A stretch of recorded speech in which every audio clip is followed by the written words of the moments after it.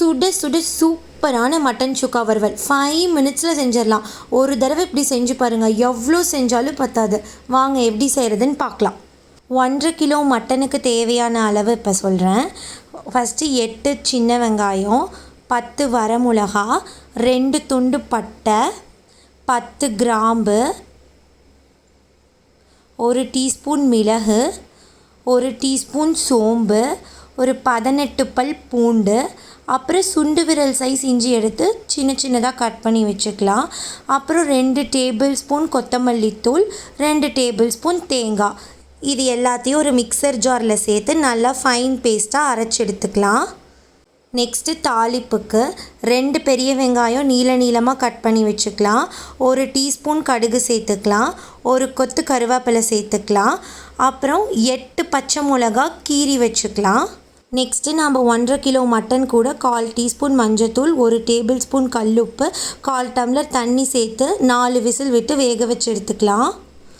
Next stove on பண்ணி வடை சட்டி வச்சு வடை சட்டி நல்லா காஞ்சதும் இது கூட 4 டேபிள் ஸ்பூன் ஆயில் சேர்த்துக்கலாம். எண்ணெய் நல்லா காஞ்சதும் இது கூட நம்ம கடுகு சேர்த்துக்கலாம்.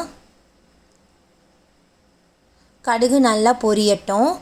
இப்போ இது கூட நம்ம எடுத்து வச்சுருந்த பெரிய வெங்காயம், கருவேப்பிலை, பச்சை மிளகாய் இது 3ஐயும் சேர்த்துக்கலாம். இதை ஒரு 2 நிமிஷம் நல்லா வதக்கி விடலாம். வெங்காயம் இந்த அளவுக்கு நல்லா வதங்கினதும் இது கூட நம்ம அரைச்சி வச்சுருந்த பேஸ்ட்டை சேர்த்து வதக்கி விடலாம். இது கூட நம்ம தேவையான அளவு கல்லுப்பு சேர்த்து இதை ஒரு தடவை நல்லா கலந்து விட்டுடலாம். இந்த ஸ்டேஜில் இது கூட நம்ம 2 டேபிள் ஸ்பூன் ஆயில் சேர்த்து இதையும் நம்ம நல்லா கலரி விடலாம்.